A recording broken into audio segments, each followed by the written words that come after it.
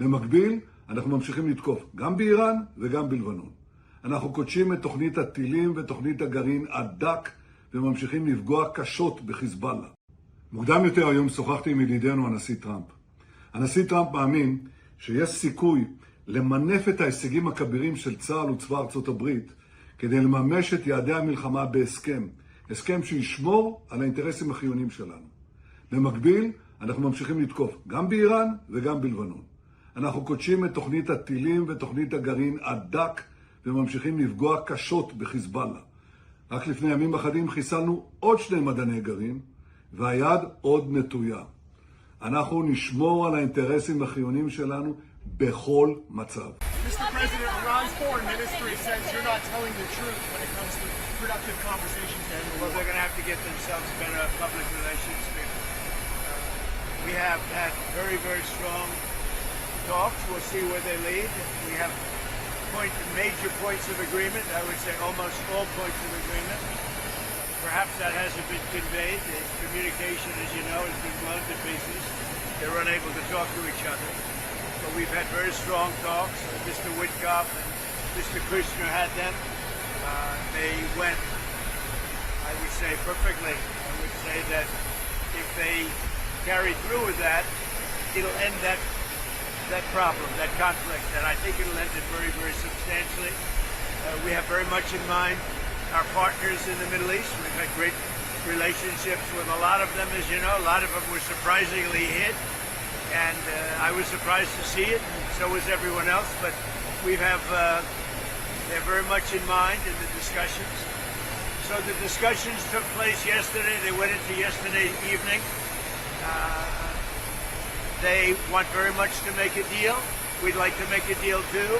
We're going to get together today by probably phone because it's very hard to find a country. It's very hard for them to get out, I guess.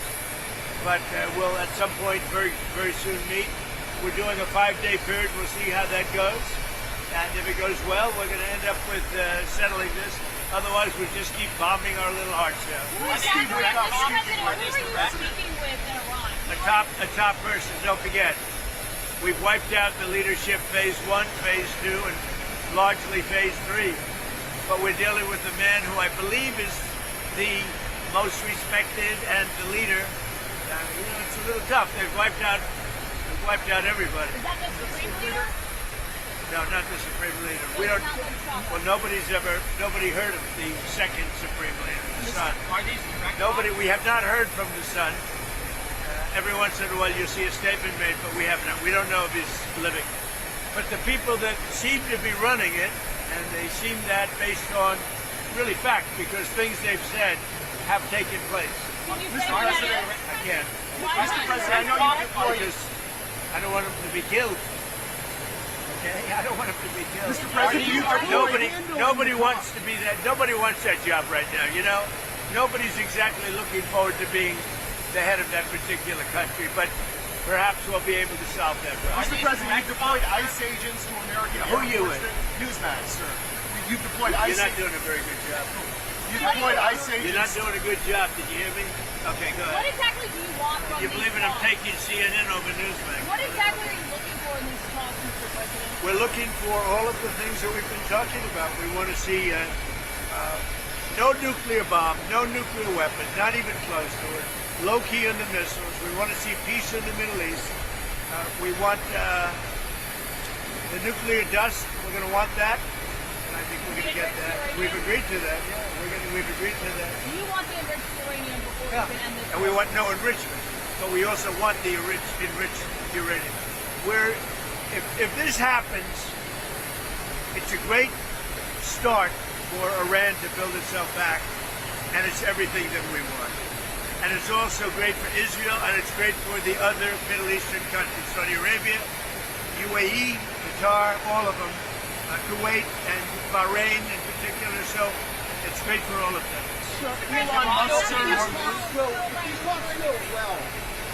I don't think he's going to be a Newsmax. If these talks go well and you reach a ceasefire with Iran, do you believe Israel would abide by that agreement? I think Israel will be very happy with what we have. We just spoke to Israel a little while ago. I think they'll be very happy. This will be peace for Israel, long-term peace, guaranteed peace. If this happens, and, I can't guarantee it, but I think it's going to. My life is a deal. That's all I do is deals, my whole life. I think this is something that's going to happen. And why wouldn't it happen?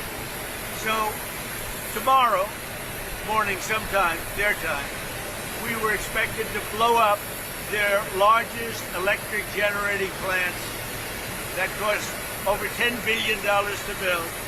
It's a very good one. There was no dearth of money. And one shot, it's gone. It collapses. Why would they want that? So they called. I didn't call. They called. They want to make a deal.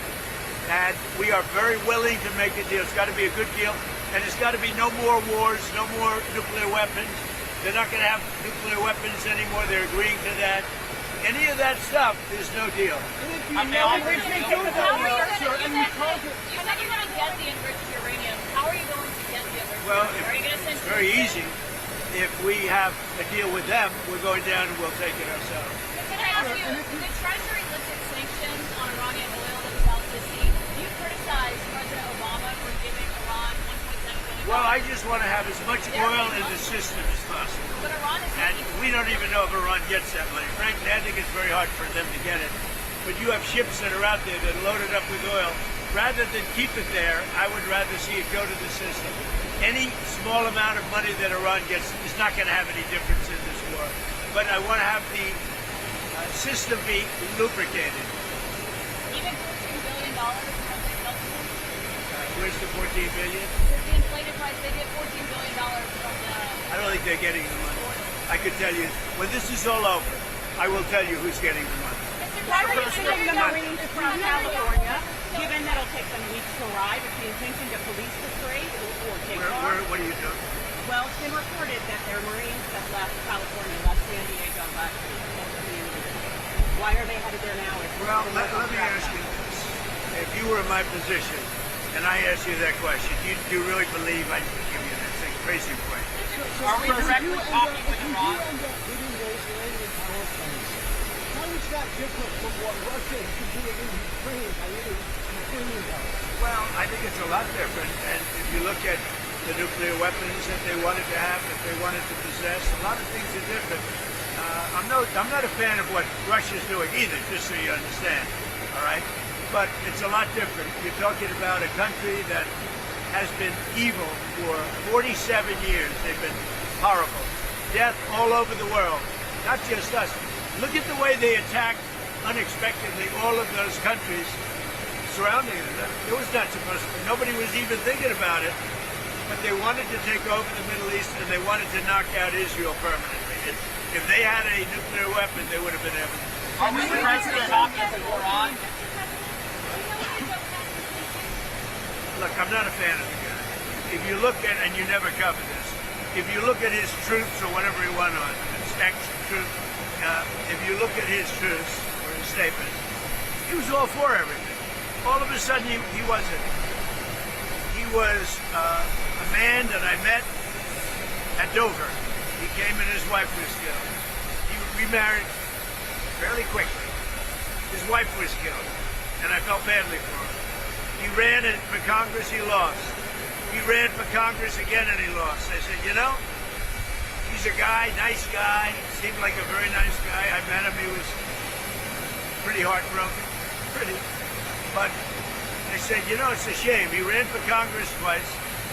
Call him up, give him a job in the White House. Smart. He gave him a job in the White House, and this is what he does to me, you know? Being a nice guy doesn't pay off too much. Think of it. He loses twice in Congress. Ran not very good campaigns. Should have won. But he loses twice. How do I get him? I have my people call him, because I didn't deal with him for the most part. I saw him a couple of times, but I never dealt with him at all. I had no idea his ideology was left or right, whatever it is.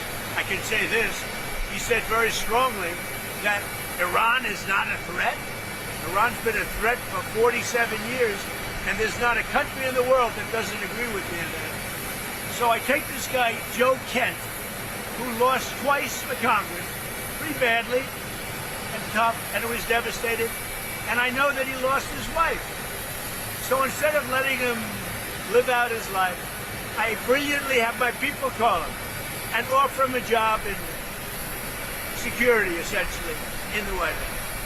Now, what does he do? He goes out and he says that Iran is not a threat to get publicity. Now, he probably signed up with CNN or maybe signed up with your division of Newsmax. I don't know, but probably signed up with CNN or somebody. But if you look at his tweets, X's, or Truth, whatever he uses, I don't know because I don't follow him. What he said, 100% he agrees with me. All of a sudden he leaves. I never knew he had a problem. Now I hear they're looking at him for leaking. That's possible. But just so you understand, just to put it to rest, he lost twice badly. He also lost his wife. He's remarried since. He lost his wife. I felt badly for him. So I told my people, reach out to him, give him a job at the White House. This is the thanks I get. Any other questions? Overall crime and Iran record, sir. was not an imminent threat. That's what the intelligence says. I think it was an imminent threat. I think that Iran, if we didn't bomb them with the B-2 bombers, now that set them back. But if we didn't hit them with the B-2 bombers, they would have had a nuclear weapon within 2 weeks to a month. And if they had a nuclear weapon, they would have used it as soon as they got it. If we already obliterated their nuclear sites last summer with their strikes, then how can you argue it's an imminent threat now? Oh, we hit them so hard, we obliterated them. But that doesn't mean with the right equipment, you can't dig down and go get it. We don't want that. We won't have that. But we obliterated that site. They still haven't been able to get it. That was a complete success. But if it wasn't, they would have had, if we didn't hit them, if we didn't use the B-2 bombers, which are unbelievable, we just ordered 22 more of them, modern version, by the way, super modern version. If we didn't hit them with the B-2 bombers, they would have had, within 2 weeks of that attack, that's why we hit them, because we knew they would have had a nuclear weapon. They would have used it on Israel and the entire Middle East. Overall crime in Memphis is down 43% since you began this task force. Is this a template you think is Well, working? what I'm doing today, really, this was supposed to be, this was a little bit before, set up a couple of weeks ago. This was before we had this situation with Iran take place last night. And by the way, they're just not committed. When they say, I'm sure they don't mean that. When somebody says, oh, I didn't know we were talking last night, and I'm sure they have a lack of communication, which is appropriate considering we blew up, in addition to their Navy, Air Force, every division, their radar. We also blew up all of their anti-aircraft and communication. So they have no telecommunication. So there is a lack of, I would imagine, a lack of coordination. If you're worried about the miscommunication. Well, we think all we can do is think, look, we have numerous leader groups. They've all been killed. Very dangerous position. Khomeini was killed. Khomeini's son is unavailable. Nobody knows what happened to him. I can say they haven't seen him there either. Something is going on with him, but regardless, I don't consider him really the leader. But they do have some leaders left because we blew up group number 1, group number 2, a lot of group number 3. But we think we have people that are very representative of the country and will do a good job in So you said there's many points of agreement with Iran right now. Many. What can you give us a Many, like 15 points. 15 that points. Iran has said yes. Well, they're not going to have a nuclear weapon. That's number 1. That's number 1, 2, and 3. They will never have a nuclear They weapon. said yes to that. They've agreed to And that. what about the Strait of Hormuz? Who's going to be in control of That'll that? be opened very soon if this works. How soon? And who's in control of it? Will I mean, Iran still be able to control the flow of oil? Be jointly controlled. By who? Maybe me. You want the United States to be in Me control? and the Ayatollah, whoever the Ayatollah is, whoever the next Ayatollah. Look, and there'll also be a form of a very serious form of a regime change. Now, in all fairness, everybody's been killed from the regime.